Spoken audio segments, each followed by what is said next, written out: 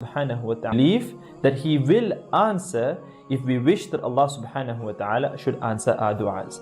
The Prophet sallallahu alaihi wasallam is reported to have said, and the narration goes along the lines of these words: call upon Allah subhanahu wa ta'ala if you are certain of a response.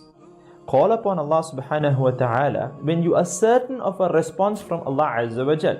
And remember that Allah subhanahu wa ta'ala does not answer the dua that stems from a negligent and heedless heart. This particular narration has been recorded in the book of Imam At-Tirmidhi rahimahullah. The first etiquette that I would like to touch on in today's episode is that the individual who wishes that his dua should be answered by Allah subhanahu wa ta'ala should make sure that his clothing and food are pure and halal. Because the Prophet ﷺ is reported to have quoted an example of a traveler who travels a long distance and is now disheveled and unkempt. He raises his hands to Allah subhanahu wa ta'ala, Ya Rab, Ya Rab. He cries out, O Allah, whilst مطعمه حرام مشربه حرام ملبسه حرام وغذي بالحرام. Whilst his food is haram, his drink is haram, his clothing is haram, he has been basically nourished by haram. فَأَنَّا يُسْتَجَابُ لَهُ. How can he be responded? In other words, how can Allah subhanahu wa ta'ala respond to such an individual? So my dear brothers and sisters in Islam, we have to make sure that our sources of income are halal and pure, that our food that we consume are halal and pure, the clothing that we wear are halal and pure, if we wish that Allah subhanahu wa ta'ala should answer our du'as. The next etiquette in line is that it is mustahab, it is preferable to face the qibla when making dua. And it is from the sunnah of the Prophet sallallahu alaihi wasallam to raise your hands when making dua. A narration has been recorded in the book of Imam Abu Dawud rahimahullah, where the Prophet sallallahu alaihi wasallam is Alhamdulillah, Bismillah ar-Rahman ar-Rahim, wassalatu wassalamu ala Rasulillah, amma ba'd. Assalamu alaikum, brothers and sisters. Welcome back to another episode on Tomorrow's Voice. I know it's been a while. It's been actually a long time. It's been about 2 months. And I know we've been gone for a very, very long time. And it might be almost a shock to some mans, or maybe you might have not even realized. So, but inshallah, we were missed, and hopefully we are back and now for good. So the reason that we've been off for so long is, one, it was the month of Ramadan, and I think all presenters, both me, myself, Abdul Rakib, me, myself, Malik, Abdul Rakib, we all decided that we should take this month off for self-reflection, self-improvement. And hopefully we all did that during the month of Ramadan. Unfortunately, some presenters couldn't make it today. They had some excuses, some were valid, some weren't. I'm not going to name and shame, of course, Abdul Rakib. But alhamdulillah, we got, if not a better presenter, we got Saad with us again for, I think, second time, yeah? Yeah. You only got me because you couldn't find anyone else. Nah, he wasn't my last option. There was a couple more behind him, Ali for one. But he's in the studio now, by the way, listening. We did ask him to come on, but he is very reluctant to do so. But today, inshallah, we've got a lot to cover. So I want you've probably seen the title of today's episode, which is What Now, which is, alhamdulillah, my idea. I should put that there. What now? So we are going to cover why we've been off, what we've learnt from being off. So we'll cover the month of Ramadan, what to take away from the month of Ramadan. We're going to cover the exam period that we have, because it wasn't just 1 month that we off, it was 2 consecutive months, because a lot of us had exams during that time. We're also going to touch on anxiety. We're going to touch on the Quran, the guidance that it is for humanity. We're going to be talking about small, continuous good deeds. We're going to be talking again about exam periods, about discipline, about routine, about reliance upon Allah. We're also, inshallah, if we have time towards the end of the episode, we're going to be talking about modesty and lowering your gaze. These are all huge topics, and I don't think we'll be able to give justice to them in full. But inshallah, we'll be able to do small summaries on each topic so that everyone can benefit from them. Also, it might seem like we're repeating ourselves sometimes, and maybe you might have heard some of these messages in the past episodes, and you might see that we're repeating ourselves again. But I think it's important to remember that even ourselves, how we forget, like we might have forgotten what we've said in past episodes.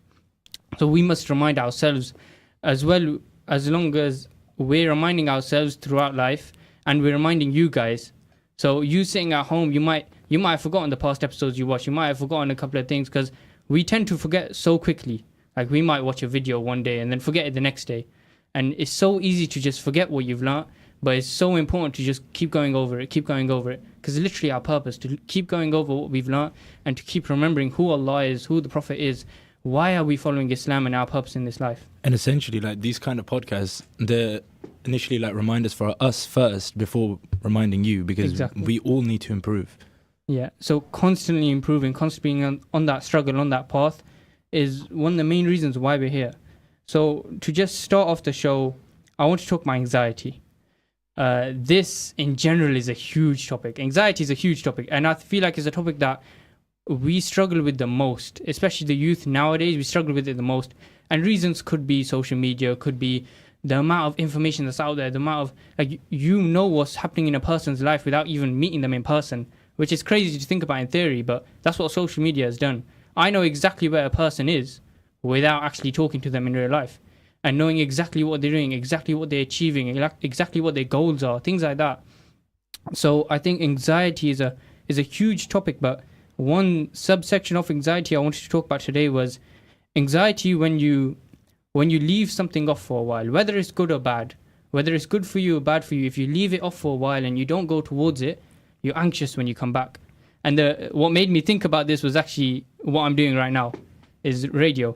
I left it for 2 months, and then coming back, even mentally, I was going through this journey. Should I go back this week? Should I go back that week?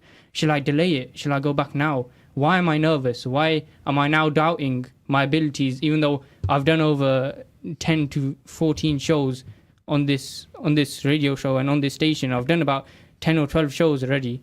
Why am I doubting myself now? Is it because I took that break? Why am I now anxious to go towards what is good? But I think, and even for me personally, it was such a hard journey, and it was such a hard thing to like take that step to actually come back. So, and that made me realize that no matter what it is in life, whatever you're struggling with, whatever opportunity comes your way, the fact that the opportunity came your way, the fact that Allah subhanahu wa ta'ala planned it for you, is by His qadr that it came your way. You shouldn't let it go. You shouldn't let anxiety rule you. You shouldn't let your fears rule you. And you should always break free. You should always take that step and just trust in Him. Have full tawakkul in Him. I think that one of the biggest things about anxiety, and what helps the most with anxiety, is also your company. Because when you think about it, right, like Zayn only messaged me to do this show, like I wouldn't have done it on my own. Mm-hmm. But because he messaged me, that's why I'm on here. But like doing this on my own, I would never do this. But it's because of my company that I was able to like overcome that and come with someone else and do it with someone else. And I think that applies to a much wider aspect. Like your friendship group is really important for your religion. For example, like if you're out with some friends and you're like praying your salah, it's automatically, like if you're out with Muslims in good company, you'd be like inclined, oh, it's Zohar time, let's all pray together. But let's say you're out with some bad company, you might postpone that and not pray on time, and you might be delaying your salah. So I think company is one of the biggest things that can help with anxiety. Yeah, I think that's a huge point, because even when your iman is low, so our iman fluctuates, everyone's does, right? So when my iman is low and my mate says, yo, come let's go mosque, yo, come let's go do this, it doesn't matter about my state of iman at that point.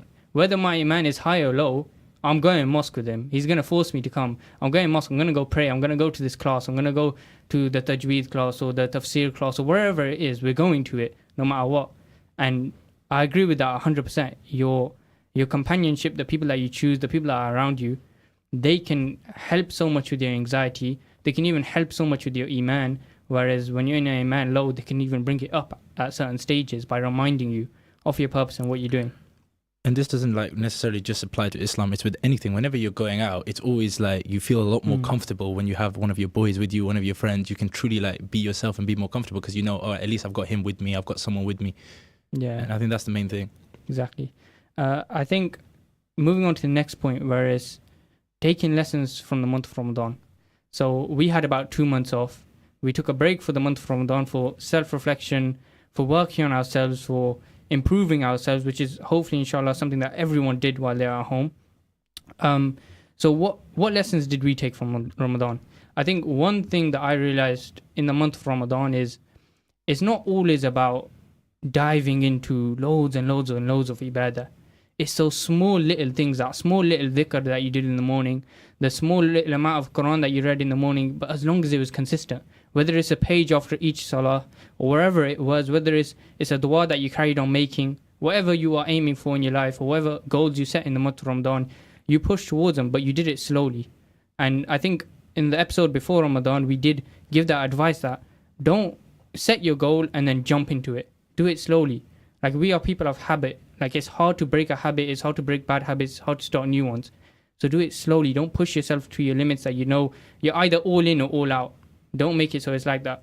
Make it so that it becomes part of who you are slowly, and you get encouraged to go more and more into it. It's a bit like anything you do in life, really.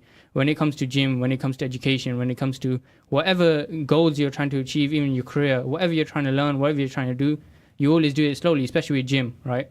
If you go to the gym and you spend 5 hours in your first session, you're not going back that week. You're going to go back probably about a month later and be like, yo, let me do another session. Like, you have to be slow and you have to commit to it slowly, maybe an hour a day, 2 hours a day, something like that. Yeah, I think that's one of the most important things. Like, you have to have small, like, consistent deeds, or like, especially if you're talking about Islam, and like, even if I'm talking about Ramadan last year, like, I made some mad goals. I was like, I'm gonna memorize one juz, I'm gonna read the whole Quran, and I ended up like learning maybe a page. But like, the thing is, this Ramadan, I think the main thing that helped me was setting very small attainable goals. Like, regardless of what, I had to read some Quran. It doesn't matter how much I read. It wasn't I didn't set any like set deadlines for me. I was just like, I just need to read something every day. So I'd aim to at least read like 1 page, 2 pages. And it often ended up that, okay, when you start doing good, you feel like doing more good. Yeah. So then these just build up and build up. So I made intention, maybe I'll just read 1 line, but I'd end up reading like a page, 2 pages, 3 pages, and then this slowly built up. And I managed to read quite a lot of Quran this Ramadan.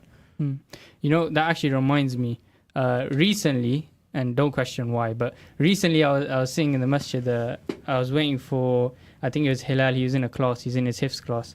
And I was waiting, I was just watching the class, I was on the side, maybe I was reading a bit of Quran, I was just sitting there, I was listening to the class. And at the end, Sheikh Waqas gave a small reminder to the students there. And he said, no matter what, if a day passes, you have to open the Quran. Because he said, one day are Hifz students, but I think this is applicable for everyone. He said, if a day passes and you don't open the Quran, then know that Shaitan has won that day. Every single day you need to open the Quran, you need to read it, you should even understand it, read the translation. And he said, it's not the end of the world if you miss one day, but just make sure you don't miss the day after that. And when you set that goal, when you have that mentality that every single day this is a book that I go to, it's like every single day you brush your teeth, or every single day you have to do some sort of routine in the morning, or some sort of routine before you go to sleep. Make the Quran that type of habit. Every single day, at some point in the day, you open it up, you read it, and you make sure you're paying attention to it as well. And I think like when you're reading the Quran every single day, it's essentially, it gets rid of all like the negative thoughts or like your desires. It really lowers them. So for example, let's say you just start off your day, you start by Quran, that automatically means you started your day with something good. You'll be less inclined to fall into sin and then feel guilty afterwards, because you've started your day off in a good. And if you're constantly doing good, you're less inclined to do bad, because at the end of the day, you're remembering Allah. The more conscious you become of Allah throughout your life, the less likely you are to sin, and the more likely you are to do good or encourage others to do good as well.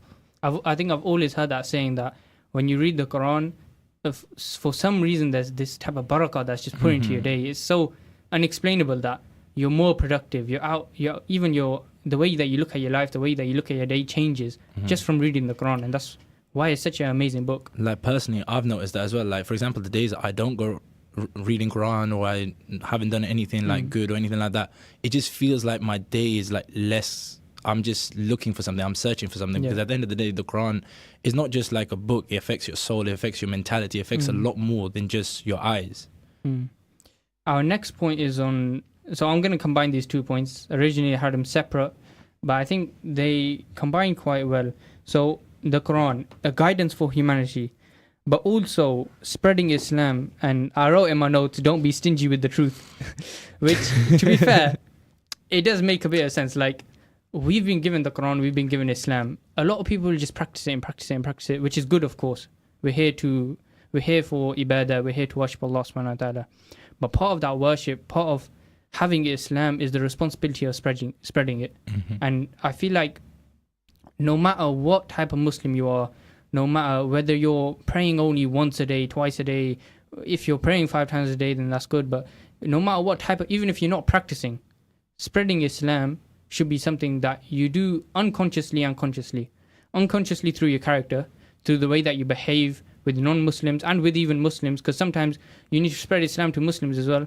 Just because you're Muslim by name doesn't mean that you know everything about Islam, doesn't mean that you're, let's say, practicing Islam. So being nice to Muslims consciously as well and unconsciously, of course, through your character, through your personality, through your akhlaq. The importance of this is huge. And it's really, if you look at even the life of the Prophet ﷺ and the Sahabas, like the spreading of Islam through character, through akhlaq, through personality, and through these type of things is what really fueled Islam to grow to the religion that it is today. And the character of the Prophet ﷺ was such an amazing character that people used to flock towards Islam just because they knew his character. They might not even know all the rulings of Islam. The Quran might have not even been fully revealed at that point. Not all the hadith books were collected. Not all the Sharia was collected, wherever. Like, the religion wasn't even complete at that point, yet people were still flocking towards it just because of the person who relayed that message, and that was Prophet ﷺ. So spreading Islam, again, it's an amazing thing to do, and I stress it upon everyone to do it, whether it's in uni, whether it's at work, no matter where you are in life, you can do it. There is a way that you can do it. And I think it's like essentially like people overthink, that they have to go down to the Lincoln Road or something like that and start giving da'wah to random people. Yeah. Like, you can do that. That's obviously beneficial, but there's other ways you can do that maybe you're not at that level. Okay, just by the way you represent yourself, the way you carry yourself. Like, you don't have to do a lot. You just have to like talk about Islam more with your friends. Like, let's say you're talking like me and Zayn. Like, let's say we're just talking about Islam. That, in a sense, we're reminding each other. So that is also beneficial. And then let's say if someone overhears our conversation, they also hear that. They'll be reminded themselves. So it's not just going out, running around the streets, chasing people and saying, "Come to Islam." It's like just the way you are and the way you carry yourself and your character. Yeah. So we will be moving on to exam season, and I know a lot of people, either you're listening to this and you're hopefully taking a break from your revision, or you're not revising. So it's either one of those two, or you're not even listening to this and this might just be in the background and you're revising, or you're not listening to this at all. Yeah, in that case, you they're can't probably too busy with their exams. Yeah, so exam season, I think for me and Saad at least, exams in general have been, like, their priority, don't get me wrong, but has been something we've kind of struggled with putting the time towards it, disciplining ourselves for it. And when I say putting in time, I don't mean, like, obviously everyone puts in a couple of weeks for your A-levels, of course. Like, you have to, most of the time, you have to put in those couple of weeks. But what we should have done, and looking back, what we should have done was putting in those couple of months of effort, that couple of months of hard work. And I remember one time me and him made a plan to go revise. We went to the library and we just sat there, watched Game of Thrones, and went out and got food, and then went home, called it a day. Yeah, I think revising on your ones is probably one of the best ideas to do, really. Yeah, because it's hard to be productive with your friends. Because a lot of the time, like, to be fair, that day I knew it was going to be a break for me, anyways. And that's one of the points that we will cover, hopefully, inshallah, after the break, is that don't burn yourself out when it comes to revision. It's so easy to just get fully indulged into your A-levels, or I don't really count GCSEs, but your GCSEs as well. Don't count. Like, it's so easy to get fully indulged that it's just exams all day. That's all you're thinking about, and it builds on. Like, the stress of like performing, of getting that good grade, can actually affect people quite a bit. So I would say take those breaks. Don't burn yourself out, and try your best, inshallah. But we'll continue this hopefully after the break. So hopefully I'll see you then. Assalamu alaikum. JazakAllah khair. Stay tuned to Salaam Radio after this short ad break.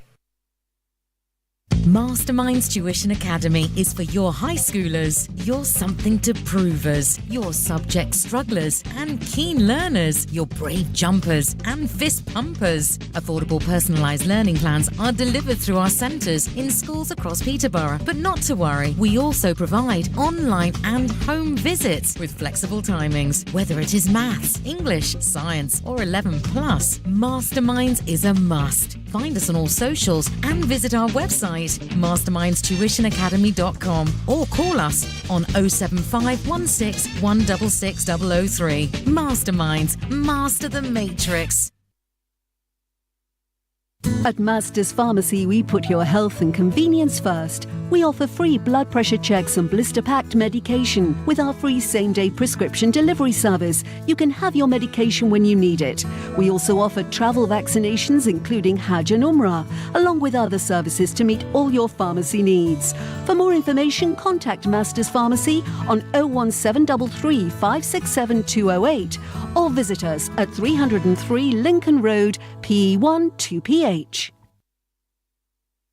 Thinking of laser hair removal but worried about cost? Well Skin Clinic, Peterborough's #1 aesthetic clinic, offers 0% finance on courses of laser hair removal.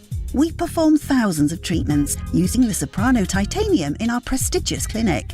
Virtually pain-free and suitable for all skin types, our team of aesthetic professionals can help you achieve your goals affordably. Well Skin Clinic, making life-changing aesthetic treatments affordable for all. 40 Cowgate, Peterborough. Call or WhatsApp us on 01733 555540. Do you own a restaurant or takeaway? Cater Fair is an expert supplier of new and used commercial catering equipment. Visit caterfair.co.uk for quality equipment on sale at the lowest prices, or call us on 01733 310 115 or visit us at 11 Royce Road, Fengate, Peterborough. At Cake Inn, all our cakes and slices are freshly baked for that delicious taste. At Cake Inn, we bake 100% vegetarian and halal eggless fresh cream cakes. Delicious flavoured cakes for birthdays and weddings, ceremonies and all other occasions, with free customised messages, even balloons and candles too. Order for delivery or collection from Cake Inn, 489 Lincoln Road, PE1 2PE, and your cake could be ready within 2 hours. Find out more and order online at cakein.co.uk or call 01733 496 584. Mart Food Store, Lincoln Road, Triangle, te inna rush. O balle hoye tusani amba ne pure mulke vich rolle. Pakistani sogatan di amba le lo, jamnu le lo. Pakistani taze mithe amba te jamnu aa gaye ji.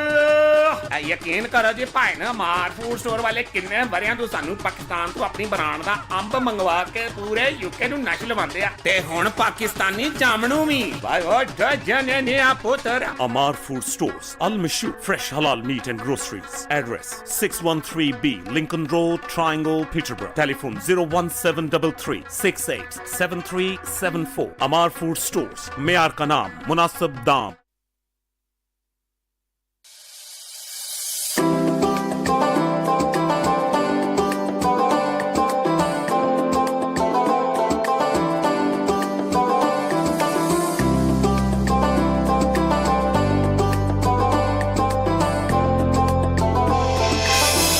Peterborough's community radio station, Salaam Radio, 106.2 Assalamu alaikum wa rahmatullah. Welcome back to Tomorrow's Voice. We just had a short break and quite a few things went wrong, but alhamdulillah we're still here. So we are going to continue talking about exam season, the benefits of exams, discipline, routine, reliance on Allah, and productivity in your time. So I think I will start with one thing that I tried to make sure I kept on doing, especially during exam season, was, making dua for barakah in your time, which is, I didn't understand this before, because obviously before you revise, you don't understand that the difference between productive revision and unproductive revision. Like sitting there and actually learning, actually understanding, actually implementing, actually practicing is a whole nother thing than, like I used to for my GCSEs, for example, I used to sit there and pretend to revise. Just so I'll get snacks, just so like I'll be chilling in it. I'll be chilling on my phone or whatever, watching YouTube, watching Netflix, and acting like I'm revising. But then when it came to A levels, you couldn't do the same thing. So then I actually ran into the problem where I was realizing that I was putting loads of hours in, but I wasn't actually learning. And one thing that really made it different for me was actually making dua to Allah subhanahu wa ta'ala to actually put barakah in my time. And when people think about the dua and when people think about talking to Allah subhanahu wa ta'ala, they really think is you can only do it in one certain way, like you only ask for Jannah, you only ask for forgiveness, but there's so many things you can ask for, and you'll see that Allah will shed light on it and Allah will make it easy for you. It's literally anything in this world, of course, that is halal and that is like not something ridiculous, of course, like something normal that is halal. Like you can make dua for it and you can ask Allah for help with it, and you'll see how like it changes your life sometimes. And at the end of the day, regardless of what you make dua for, it's as long as you have like good intentions and you're making your dua, it's always going to be accepted in some way or another. And even if it's not, it's because Allah has planned something better for you. It's not like the dua has been rejected. Allah's just got something better planned for you. Let's say you make dua for like, I don't know, you make dua for like money. You might not get it, but like, okay, the struggle that you went through while you were poor, that might like give you something else. I don't know. But like, you have to think about that. You won't realize it immediately, but later on in your life, you will realize, oh, it's from this dua back then. Because when I was younger, I used to make duas for everything.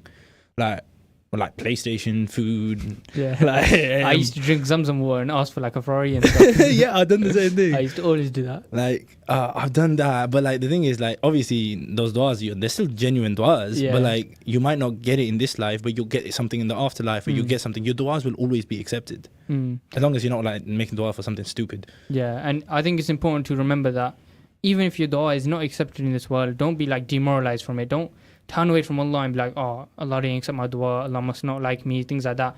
Really, Allah could just be protecting you. You never know what's good for you, what's bad for you. It's Allah subhanahu wa ta'ala who knows.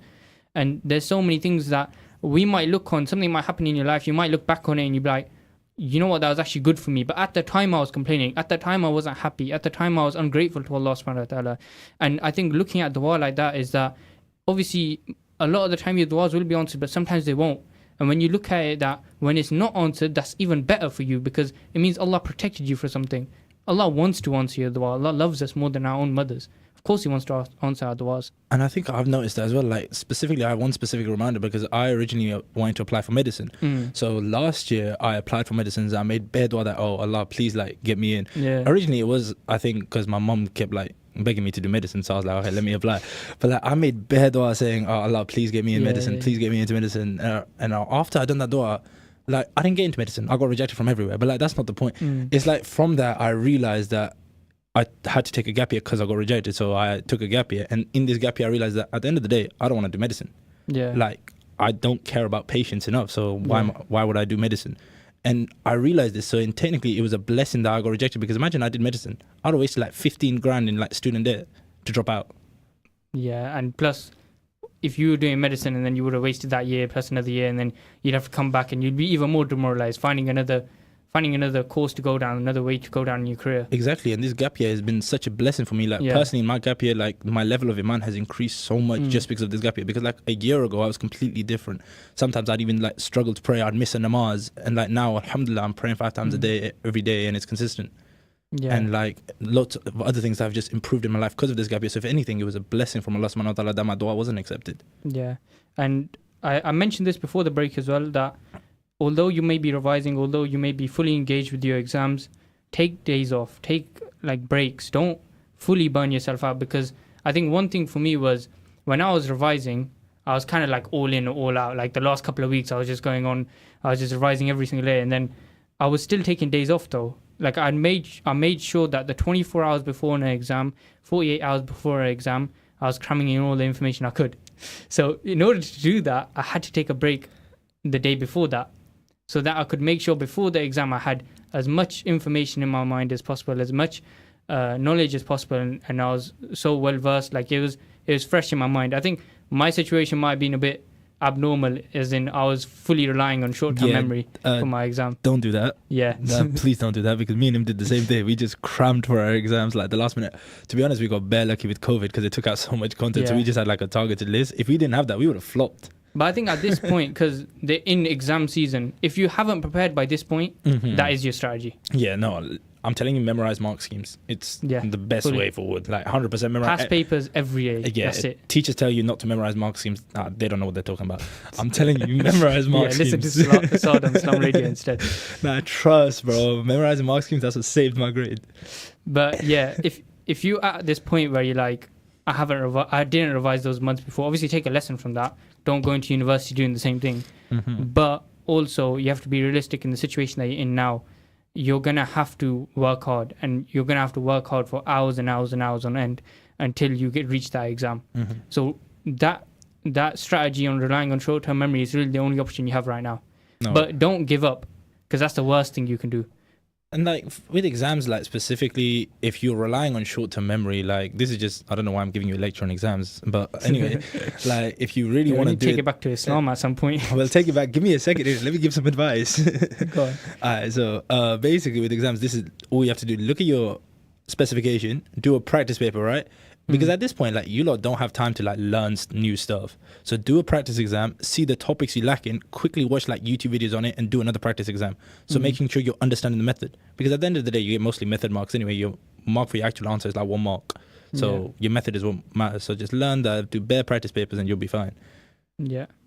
But throughout this period, throughout exams, don't ever get demoralized. Don't link exams to your relationship with Allah subhanahu wa ta'ala. If you do bad, don't blame your Lord, don't blame Islam or in any such way.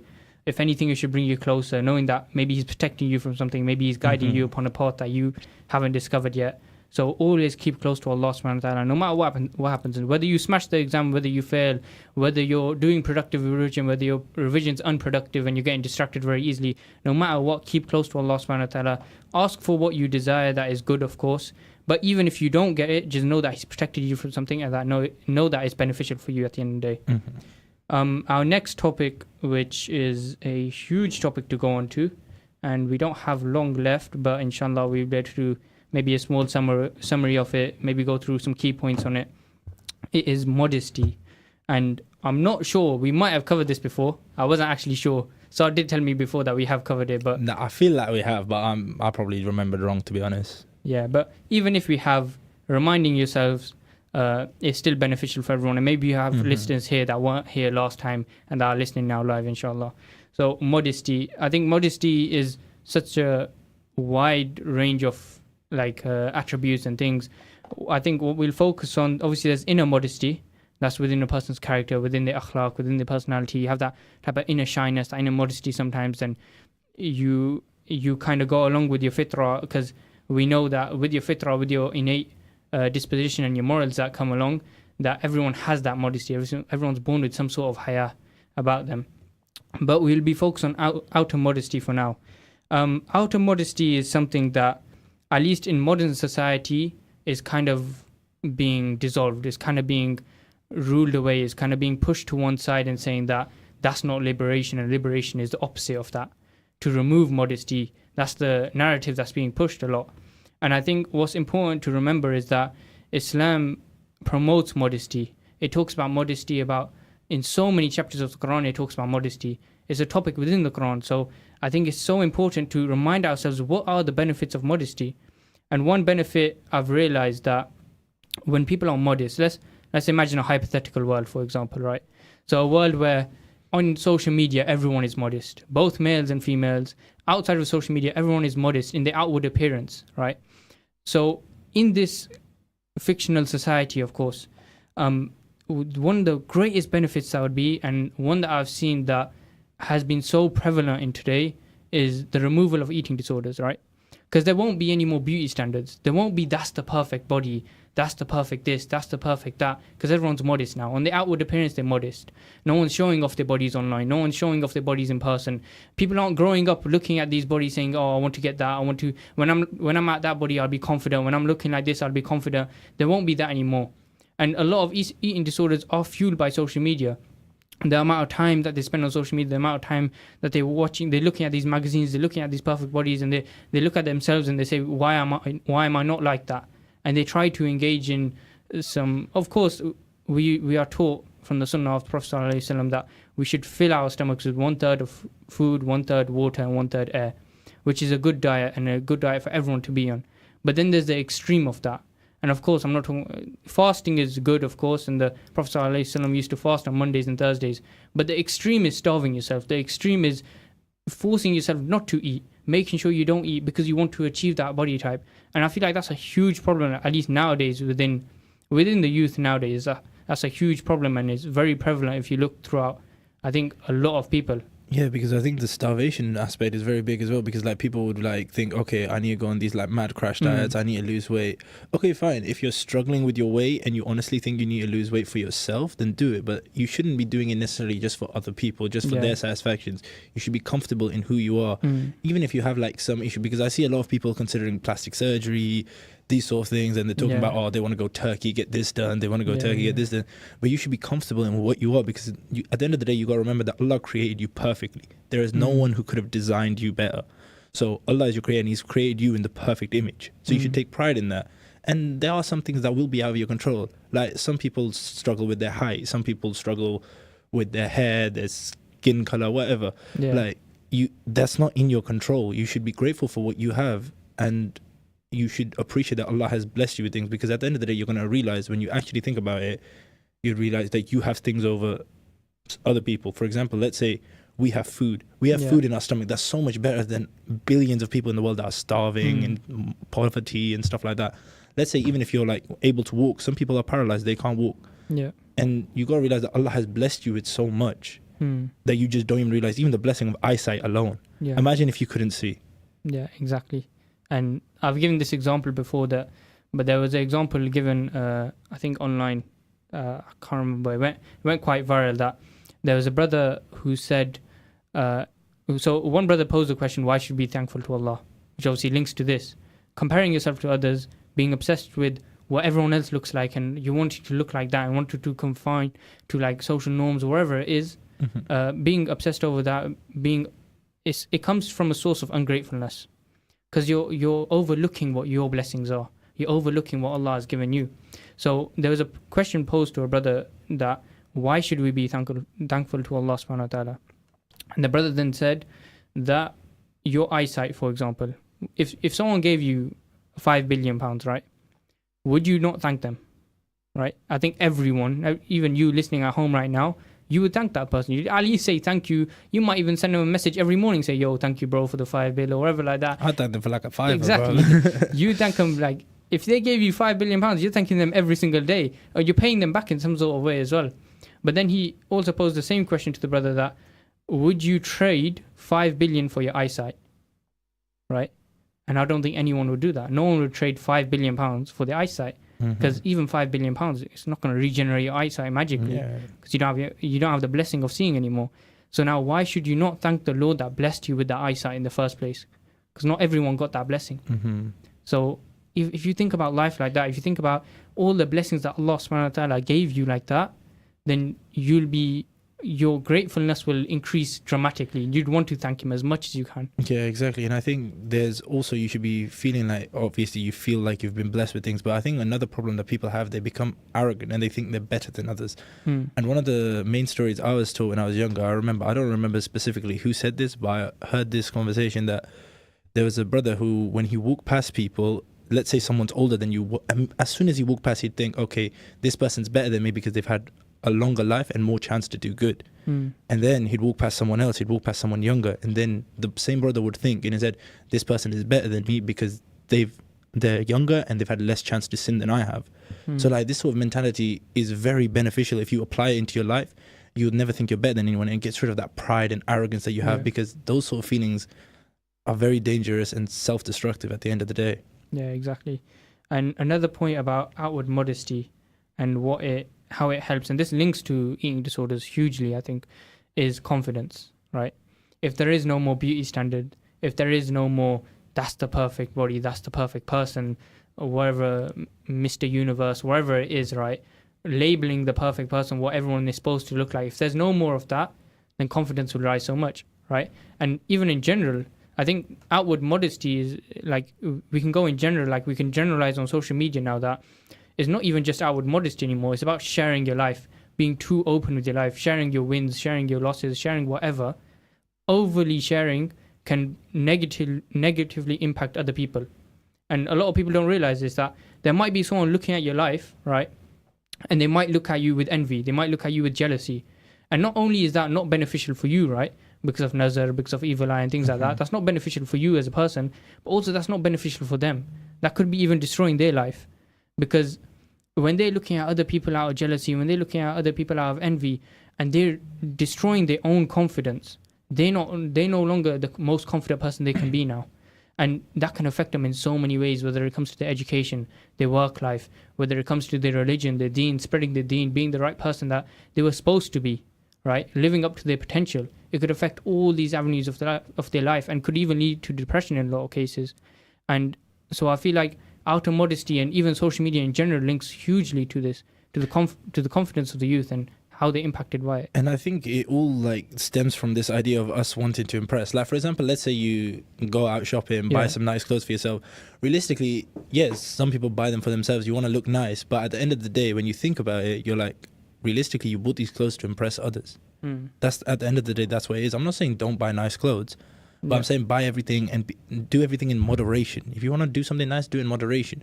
But like when you're doing things to, impressing others, all you're doing is you're covering like a sense of insecurity in yourselves because you're not confident in being yourself. So you're trying to impress others, impress people, and you're trying to impress the creation. At the end of the day, you should be trying to impress Allah. That's how you should carry yourself. You should be following His commands, following the following the Prophet ﷺ as a role model. Like, that's what you should be doing essentially. Yeah. I'm going to move on to one personal benefit of outward modesty, and I feel like this is one of the biggest benefits that you could feel personally in your life. And I feel like society has gotten to a point where judging people based on their appearance, judging people based on their looks, based on their beauty is it's almost like you can't always see it if you don't look deep within society. Like, you can't always see it. When you look into adverts, when you look into modeling industry, when you look into all these little things, people are valued based on their beauty nowadays. And even with jobs, like even with office jobs and things like this, people are given promotions just based on their beauty, just based on how they look, how they're perceived and things like that. So outward modesty gets rid of this. People will be less judged based on their beauty and more judged based on their intelligence, based on who they are as a person, based on their character, based on their akhlaq, based on their personality, which is how it's supposed to be. I think that, but personally, I believe the issue is like, we're like, for example, the way I'm thinking about it, that's just a hypothetical world. You get what I mean? At the end of the day, you live in a world where you will get judged. You will. But then what you need essentially is the fact that you need to try your best to ignore what other people think of you and just focus on what Allah thinks of you. And once you have that mentality, you're sound, you're chilling, because at the end of the day, you know, like, okay, cool, I might be getting judged by my next man over here, but at least Allah knows I'm doing good. I'm doing good for the sake of Allah, and I'm doing well, and I'm getting good deeds, and I'm going towards Jannah. Yeah. So for example, let's say, you don't want to pray in a public place because you're like scared of getting judged by others. And I've had that personally, like, it's time for Zuhur, and I might delay it sometimes because I'll be like, I don't want to pray here. It's like dirty and there's everyone looking at me and everything. But then you've got to overcome that, and you've got to be like, look, at the end of the day, my namaz is more important than what people think of me. And then you've got to pray. Yeah.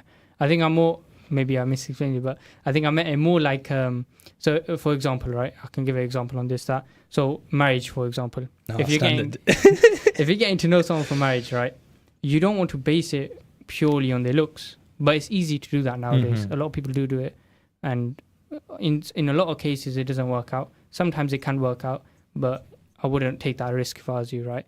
So judging someone just based on their looks, which is a huge aspect of today's society, but judging someone just based on their looks, outer modesty gets rid of this, right? So now let's make a situation, right? If someone's covered up properly, if someone's adhering by the rules of hijab, by the rules of modesty placed in Islam, if someone's adhering by these, then they are more likely to be judged, and they're easier to be judged based on their personality, based on their intelligence. And they're actually forcing the person to judge them based on that, right? When someone's not showing their beauty, when someone's not doing tabarruj, right? When they're not outwardly showing their beauty to everyone, and if they're not doing it to their potential partner in the future, if they're not outwardly showing this, then that person has no choice but to judge you based on your personality, to judge you based on your character. When you cover your beauty, when you adhere by the rules of Islam and by the modesty rules of Islam, when you're covering your beauty, then people have no choice but to judge you on your intelligence, but to judge you on your personality and your akhlaq and your deen, as they don't see you as an object anymore. And that's how I feel like the advertising industry, the modeling industry, all these industries have been trying to focus on, like, objectifying people more, like people are just kind of pieces of meat, kind of. And I think outward modesty doesn't give the receiving person a choice. And I think this topic heavily links to, like, for example, your gaze and how you should always lower your gaze and stuff like that. Like, for example, you can't change how other people dress, but you can change what you do. So you're walking past, you lower your gaze. And the thing is, the benefit of lowering your gaze is it reduces your desires, because what happens when you lower your gaze, you're like, oh, Allah's watching me. Allah, I'm a Muslim, I shouldn't be doing this. You become more conscious of Allah, and then you lower your gaze, you stare at the floor, you walk past. And it just for example, it has a lot of spiritual benefits because then you've lowered your nafs, you fought against shaitan, you don't feel like committing sin. Maybe you'd feel like you won almost. Yeah, you feel like you won. It's like a little battle that you've just won. Yeah. And then like you wouldn't feel like, chat to that girl, because if you didn't look at the girl, you're not going to go chat to her, are you? And like, because I think that's a massive problem in Islam today as well, especially with the youth, like free mixing, talking to women, not lowering your gaze, and it leads to a lot of issues. For example, relationships. A relationship, that's not going to happen. It's going to break your heart, and it's going to end up taking something away from you. Yeah, which I think we only got about 4 minutes left. That's huge, like massive. Yeah, you know what? That's a massive save topic it for next time. And the thing is, it's a very taboo topic to talk about, especially within the Asian community. But I think we have to be real and we have to admit that it's happening. It's happening all around us. And whether you go to schools, universities, secondary schools, even primary schools nowadays, it's happening. And if we just ignore it and we don't talk about these things, then it's just going to get worse and worse and worse. Because I think then the fact that people don't talk about it is the main issue. Because like, for example, like what happens is like, I've noticed this with some of my friends that the reason they say they do it is the parents were really strict. They didn't want to talk about it, so they didn't have actually a time to learn why it was wrong. Yeah, they just want to do it because like everyone has desires, but the only way you can overcome your desires is by knowing why it's wrong and knowing what's better for you. And if you don't know why it's wrong, you're going to carry on doing it, innit? Exactly. Yeah. And I remember, I think I was sitting in, I think it was a class on Aqidah. I'm not sure, but I think it was in a class of Aqidah when they were talking about the matters of the heart. And one of the gateways, so there's many gateways to the heart, but one of the gateways was the eyes, right? And it's that when you don't lower your gaze, when you're looking at haram things that you're not supposed to be looking at, whatever you're doing, that's a gateway to the eyes, right? No, that's a gateway to the heart, sorry. So if you're reading the Quran, if you're watching Islamic videos, if you're using the eyes how they're supposed to be used through ibadah and through good things and things that are halal, then of course, then your heart would be cleaned, it'll be purified, it won't be. And the example of a sin is given as like a black dot on your heart, right? So every time you use your eyes for something that's wrong, it's almost like a gateway to your heart. Like there's a black dot on your heart, and your heart slowly becomes harder and harder and harder. And then you realize when you're listening to the adhan, when you're listening to the Quran, when you're listening to the words of Allah subhanahu wa ta'ala, tears aren't coming out of your eyes. You're not moved by it anymore. You don't feel like you have khushu in your prayers anymore. Like it has a amazing impact on the heart as like even your spiritual self, that sometimes you might not even realize. It might creep up on you. Yeah, exactly. And then I think for a lot of us, we do have some impurities on our hearts. Some hearts are completely clean, but for a lot of us there is that bit of impurity, because at the end of the day we all sin.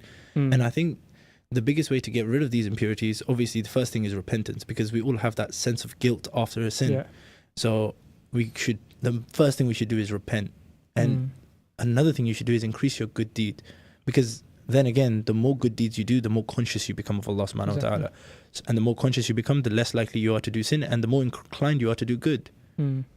I think we will end it here. We are ending a bit early, but these topics that we just mentioned right at the end, they're huge topics, and I think we need a full episode on it. 100%. Like we need multiple episodes on it at this point. Like there's a lot to talk about and there's a lot to discuss.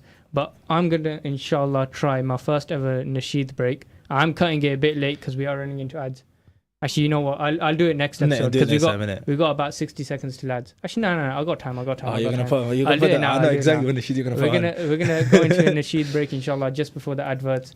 So thank you everyone for listening. Thank you everyone for viewing. Assalamu alaikum wa rahmatullah. See you next time. See you next time.